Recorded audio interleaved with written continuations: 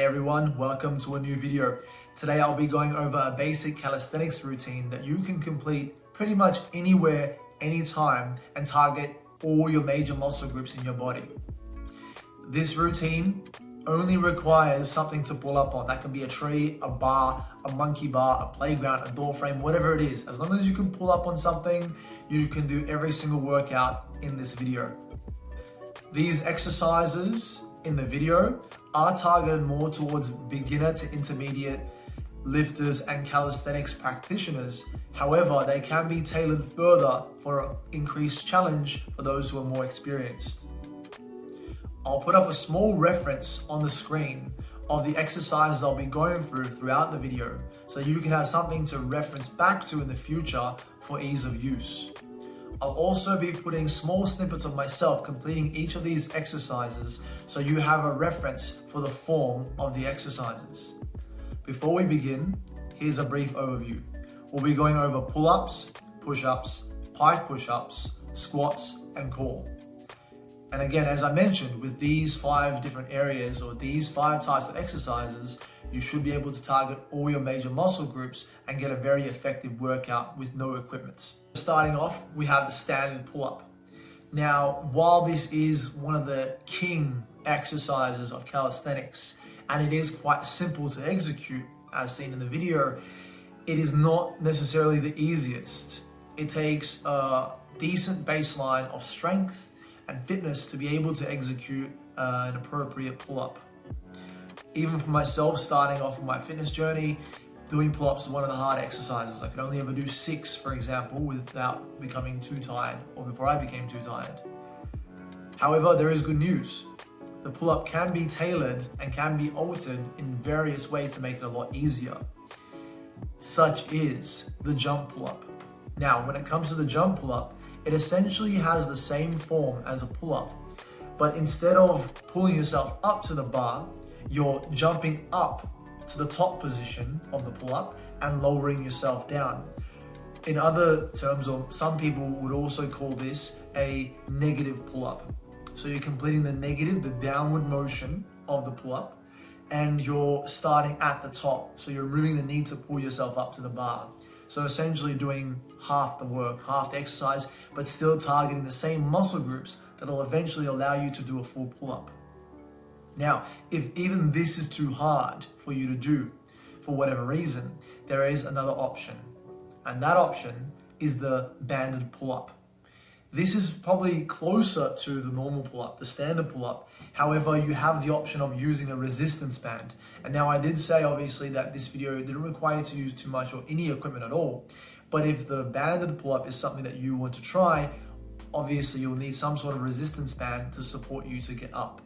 And the way that a banded pull-up works is the resistance or the tensile strength of the band you're using essentially is helping you lift that much of your weight up towards the bar. So in the video, for example, I have a 12 to 25 pounds, so roughly 15 kilo band, which essentially removes 15 kilos of my own body weight throughout the movement to make it that much easier to pull myself up. Now, just a quick tip before we move on to the next section. When it comes to doing your pull-ups, no matter what type of pull-up you're doing, make sure you're really focusing on the eccentric phase. That's the lowering down aspect of the pull-up. So as you're coming down from the bar or the surface that you pulled yourself up to, really focus on slowly lowering yourself down. This does 2 things. Helps prevent injury in the shoulder blade, the shoulder joints, in the upper body, but also helps you recruit the right motor pattern to adequately develop the muscles needed to complete a basic pull-up, as well as progress to further styles of pull-ups. Now next, we have one of the other most important types of body movements, the classic, the tried and tested push-up. When it comes to push-ups, most people know what it's supposed to look like. Most people know how to do a push-up. However, how to do a proper push-up is different. When you're doing a push-up, whether it's on your knees, against the wall, on the floor, make sure that you're really keeping a hollow body so your body is kind of straight, as you can see in the video. Other than that, make sure your elbows, your arms are in a 45-degree angle from your body. So not completely tucked into your side, not flared out to the sides, 90 degrees from your shoulders, but kind of in the middle. so it kind of feels natural. Imagine you're sitting at a computer desk using your keyboard and mouse. The angle your arms are in there, that's kind of what you want to achieve when you're doing a push-up. Also, the push-up is going to help you progress so much of your upper body muscles. It can be tailored in many different ways, different styles, and you can even add weights to doing push-ups to make it more difficult. Now, if you're wanting to make the push-up easier, however, there is another type of push-up you can do. Very similar to a normal push-up, except you do it on your knees. Now, you've probably also seen this type of push-up in the gym, at the fitness center, wherever it is that you train. But the difference between this and a normal push-up is that instead of standing on your toes, or instead of being positioned on your toes, you're positioned on your knees. That removed distance between your knee and toes makes it significantly easier to do the push-up because you're essentially pushing less weight off the floor with each repetition. So the next section we're going to be talking about are pike push-ups. When it comes to developing shoulder muscles with a calisthenics-based exercise, the pike push-up is very approachable and quite effective at doing this. So the form is similar to that of a push-up, in that your feet and your hands are placed on the ground and you're pushing yourself away from the floor. The difference is, however, your bottom in a pike push-up is at the peak, is at the highest points. So you're kind of positioning your body kind of like a triangle, where your feet and your hands are at opposite ends and your bottom or your hips are at the highest points. When completing a pike push-up, similar to that of a push-up, you want to make sure that your elbows aren't too flared out, in that you risk injuring your shoulder joints. And you want to make sure that as you push yourself up away from the ground, that your head is coming as close to or touching the floor for full range of motion.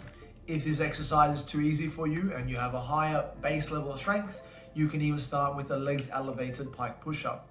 By raising your legs onto an elevated surface, you're changing the center of gravity and placing more weight onto your shoulders, making the exercise more difficult and in turn increasing the amount of stimulus provided to the muscles you are using throughout the exercise. All right, now let's work our way down to the legs. When it comes to legs with calisthenics, there are quite a few exercises that you can do to work them out. Here are some of my favorites. Firstly, we have the Bulgarian split squat. Unlike the normal squat, the Bulgarian split squat allows you to train your legs individually, so it is an isolated exercise. This allows you to ensure that you train both legs evenly and avoid discrepancies. To complete the Bulgarian split squat, first you must elevate your back leg onto a raised surface like a chair, a low table, stairs, anything that's high enough for you to raise your back leg to not touch the floor as you complete the movements. Your front leg should be positioned in front of your body, as shown in the video, and then simply lower yourself down and raise yourself back up as you would a normal squat. Now, when you do this exercise, obviously you want to make sure that you train both legs evenly, aiming for the same rep range on both legs. Personally, I'd suggest training your weaker leg as much as you can, so aim for as many reps as you can with your weaker leg and mirror that with your stronger leg. Usually, if you're right foot dominant or right hand dominant, your right will be stronger, so do as much reps as you can with your left and then train as many as you can in accordance with your right. If the Bulgarian split squat is too easy, you can make this more difficult by adding weights.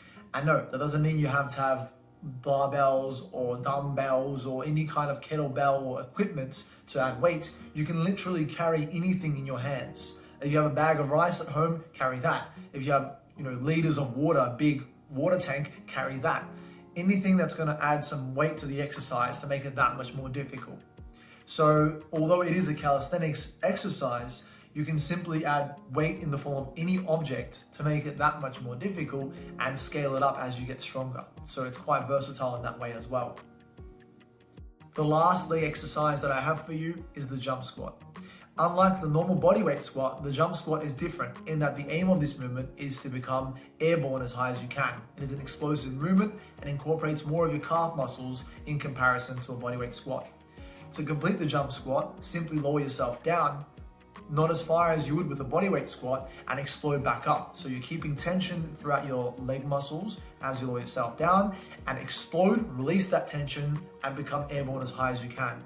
The arm motion when completing this exercise is also quite important as it helps create momentum too. get you airborne and helps you gain your balance throughout the movements.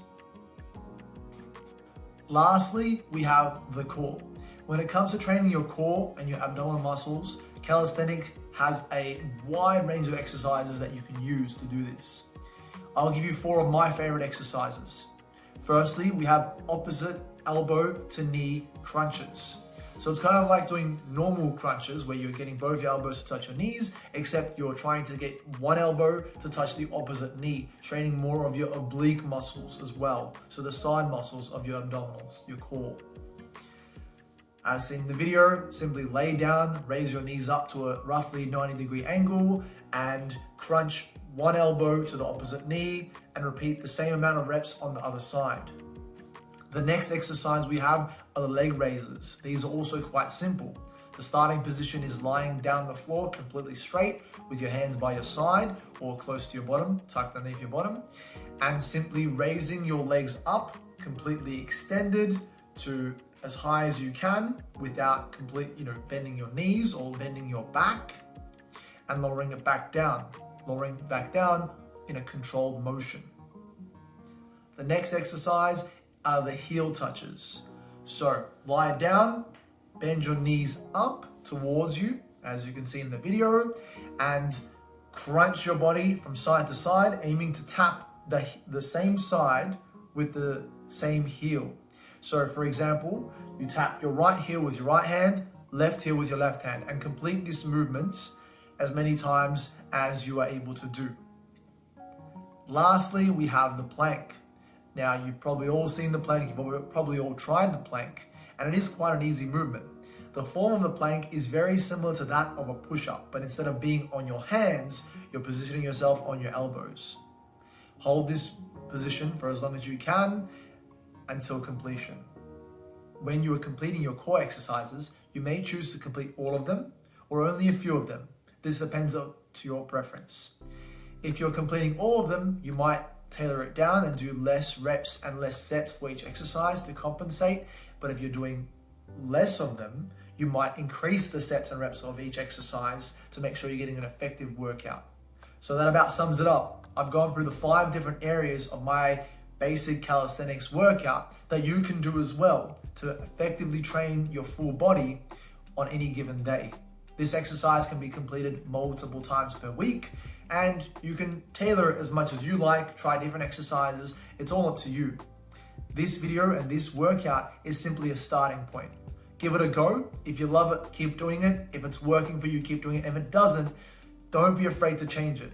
Put exercises you like to do as well, and exercises that are going to help you build your muscles, help you progress your fitness, and help you achieve your goals. If you have any questions in regards to this workout or any questions at all when it comes to calisthenics or weightlifting or anything along those lines, feel free to hit me up personally via my YouTube inbox or leave a comment down below and I'll respond as best as I can. If you have any future ideas or any current ideas for future videos, also let me know down below in the comment section and I'll hopefully try and make some of those videos as well. If you guys liked today's video and enjoyed my content, please consider leaving a like, leave a comment down below and let me know how it went, and hit that subscribe button because every little bit helps me grow my channel and make future videos for you guys as well. On that note, I'll leave you guys to it. Have a good day, look after yourselves, stay fit, and I'll see you next time. Peace.